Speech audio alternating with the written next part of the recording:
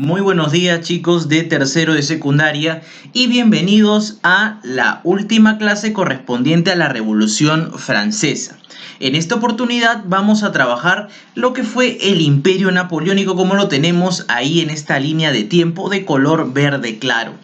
Prácticamente el Imperio Napoleónico se desarrolló por casi 10 años, de 1804 a 1814, y obviamente tuvo como figura representativa a Napoleón Bonaparte, uno de los personajes más conocidos y más carismáticos quizá de la historia universal. Por cierto, te estoy dejando también un video para que puedas conocer un poco más de su vida personal, como también algunos acontecimientos históricos relacionados con la existencia de este gran personaje. Si quieres conocer más de esta clase, quédate hasta el final de este video. Llamado por sus amigos, Napoleón regresa a Francia y puso fin a la vida del directorio con el golpe de estado llamado el 18 de Brumario, o en nuestro calendario el 9 de noviembre de 1799, estableciendo el consulado. El gobierno de Francia se regía a partir de este por 3 cónsules. Napoleón fue el dueño del poder como primer cónsul. En calidad de tal, derrotó nuevamente a los austriacos en Marengo y concretó una paz con Inglaterra, bastante temporal, llamada la Paz de Amiens.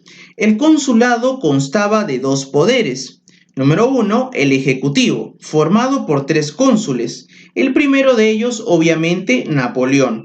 Y número 2, el legislativo, constaba de un Consejo de Estado, el Tribunado, el Cuerpo Legislativo y el Senado.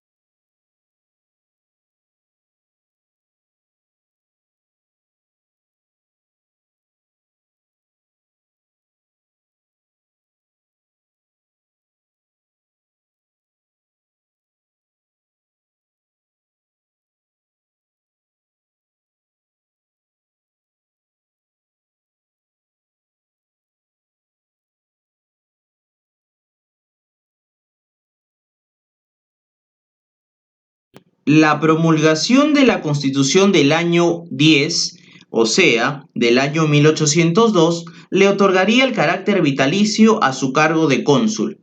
Más tarde, en 1804, se proclamaría emperador.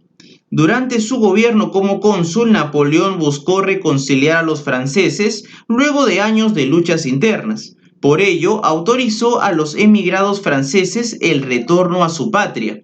Asimismo, hizo las paces con la Iglesia Católica, celebrando un concordato con el Papa Pío VII en el año 1801.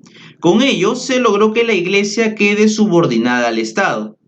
Entre sus principales reformas internas tenemos, número 1, logró reconciliación de los partidos políticos decretando una amnistía y el regreso de los emigrados. Número 2. Reorganizó el sistema educativo. En 1808 creó la Universidad de Francia. Número 3. Logró la recuperación financiera del país, reordenó los impuestos, creó el Banco de Francia y estableció una nueva moneda llamada el germinal. Número 4. Reconstruyó pueblos, construyó caminos y puentes y mejoró el servicio de correo. Durante el año 1804 se dictó el Código Civil de Francia, también conocido como el Código Napoleónico, que consistió en la redacción de un cuerpo único que unificará las leyes civiles francesas, intentando rescatar los logros de la Revolución Francesa, en especial la igualdad de los ciudadanos ante la ley. En el año 1804, Napoleón se hizo coronar emperador de Francia por el Papa Pío VII en una ceremonia realizada en la Catedral de Notre Dame en París. Luego de esto, Napoleón gobernó de manera autoritaria. Las persecuciones políticas y el control sobre la opinión pública fueron las notas dominantes de su gobierno. Para evitar la expansión de las ideas revolucionarias francesas, las monarquías de Europa formaron alianzas militares llamadas coaliciones. La primera se formó como reacción a la muerte de Luis XVI en 1793 y la segunda fue durante el Directorio en 1799. En total se formaron 7 coaliciones contra Francia. La tercera coalición fue una alianza militar creada en 1803 por Gran Bretaña, Austria, Rusia, Nápoles y Suecia contra Francia. España y los estados alemanes meridionales estaban del lado de Napoleón, en tanto que Prusia persistía en su neutralidad. Campañas militares de 1805. Se iniciaron con un rotundo triunfo para las armas francesas. En octubre, Napoleón entraba en Viena luego de derrotar al ejército austriaco en Ulm. Sin embargo, la flota inglesa logra derrotar a la flota naval francesa en Trafalgar el 21 de octubre de 1805. Esto permitió a Gran Bretaña el dominio de los océanos durante 100 años. A pesar de eso, Napoleón logra una gran victoria en la batalla de Austerlitz el 2 de diciembre de 1805, venciendo a las fuerzas austrorrusas. Austria es obligada a firmar la paz de Pressburgo el 25 de diciembre de 1805, donde se estipuló que Austria cedía la región del Veneto al reino italiano, cuyo soberano era, desde el 17 de marzo de 1805, el propio Napoleón. Asimismo, se estableció la Confederación del Rin, que agrupaba a la mayoría de estados alemanes, que quedó bajo la protección de Napoleón. La cuarta coalición fue organizada por Prusia, Rusia, Inglaterra, Sajonia y Suecia. Napoleón derrotó al ejército prusiano en Jena y Austerlitz en 1806. Napoleón entró triunfante en Berlín, la capital. El rey prusiano y su gobierno huyeron bajo el amparo del ejército del zar Alejandro I. En su persecución, Napoleón penetró en Prusia Oriental y derrotó a las tropas rusas en Eylau y Friedland en el año 1807. Tras la derrota de sus generales, el zar se declaró dispuesto a negociar con los franceses y firmó con Napoleón la paz de Tilsit el 7 de junio de 1807, que suscribió también con el monarca prusiano. En este contexto, Napoleón propone el bloqueo continental sobre Inglaterra. Napoleón dictó desde Berlín en el año 1806 el inicio del bloqueo continental, lo que significó el cierre de todos los puertos del continente a los barcos y los productos británicos. El objetivo fue arruinar el comercio inglés, y con esta disposición Napoleón inauguró la guerra económica contra su peor enemigo. También en el marco de la Cuarta Coalición se da la invasión de Francia a Portugal y España.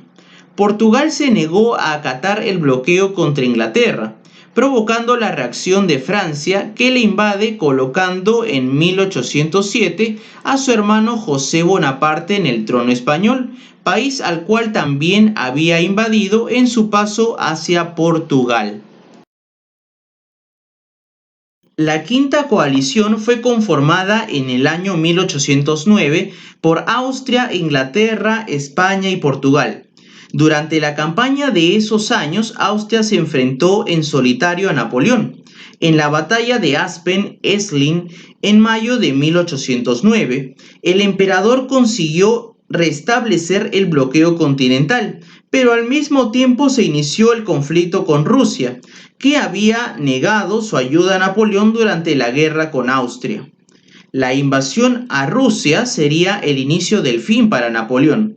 El 22 de junio de 1812, Napoleón, al mando del ejército de Europa, atravesó la frontera rusa y avanzó rápidamente hacia Moscú, la capital. Tras vencer en Smolensk y Borodino, Napoleón ocupó Moscú sin encontrar resistencia. Sin embargo, el 19 de octubre de 1812, ante la proximidad del invierno y los problemas de abastecimiento, Napoleón inició su retirada de Rusia. La Sexta Coalición fue conformada por Prusia, Rusia, Gran Bretaña, España y Portugal. En la batalla de Dresde el 26 de agosto de 1813, Napoleón vence a los aliados, pero en la batalla de las Naciones en Leipzig, Sajonia, es derrotado ante la coalición, situación que le obligó a retroceder hasta París.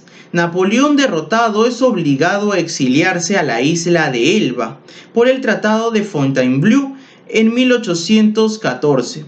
En Francia se instaló el gobierno de Luis XVIII, rey de la familia de los Borbones. Napoleón Bonaparte abandonó su exilio en la isla de Elba y desembarcó el 1 de marzo de 1815 en Atisbes e ingresó a París el 20 de marzo. De esta manera retomó por un breve lapso de tiempo el poder en Francia, periodo de gobierno llamado 100 días, porque fueron justamente 100 días en los cuales Napoleón se mantuvo en el poder. La reacción de las potencias europeas obviamente no se hizo esperar, conformándose la séptima y última coalición, integrada por Inglaterra, Austria, Rusia y Prusia.